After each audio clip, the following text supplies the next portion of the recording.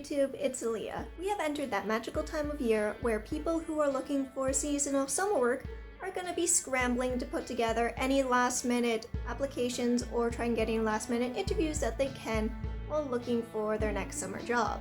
Now, as someone who already has a part-time job that I plan on working year-round, but who also happens to be in a field where entry-level employees happens to be a lot of summer work and seasonal work, I can definitely empathize. Pretty much ever since I got back into the country, I have been on the lookout for jobs that I might want to enter into to try and get myself in the field, or at least get my foot in the door in something related. All of this job hunting has reminded me one very important fact. Job hunting sucks. Now, I am trying to remain positive about the whole thing. After all, I did get a fairly good education. I have a roof over my head and food in my belly because my parents have allowed me to move back home with them, and so that's really nice of them.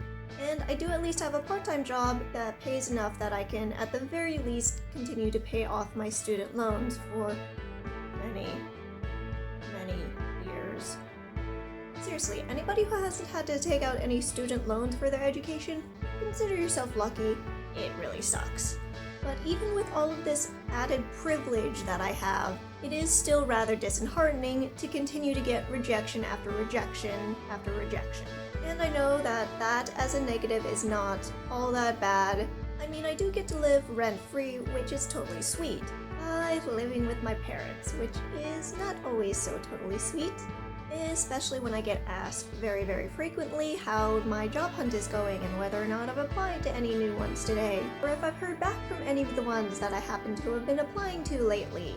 Because as I'm sure that anybody who's had to go on a job hunt before can attest to, it feels kind of like screaming into the void. On top of that, I'm still trying to beat back that very pretentious, elitist part of my brain that keeps going. You went to college, you are not applying to that job, only asking for a high school diploma and barely paying over minimum wage. Aim higher, damn it! Which, you know, yes, having a full-time job that pays a living wage right out of college, that would be fantastic. But let's be real here, that's probably not gonna happen, especially not in this economy and in my field.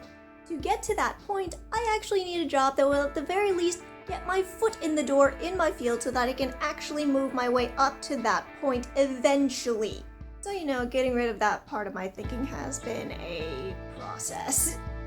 My biggest consolation throughout this whole thing has been that I know that I am definitely not alone in my endeavors.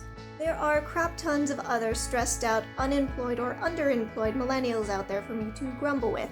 It also helps for me to ease some of the disgruntlement by now having the time to take up some old hobbies that I've let fall to the wayside over the years, as well as some new hobbies that I've been meaning to take up for a while. After all, I might as well find some way to pass the time in a way that is fun and maybe helps me to build up some new skills or something, right?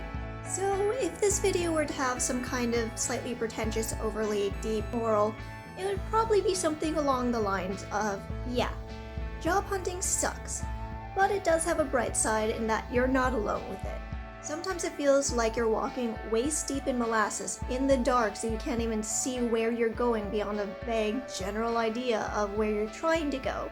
But there is still a light at the end of the tunnel, as cliche as that sounds, and there are people there with you that you can grab hands with to help you get up and keep moving forward again.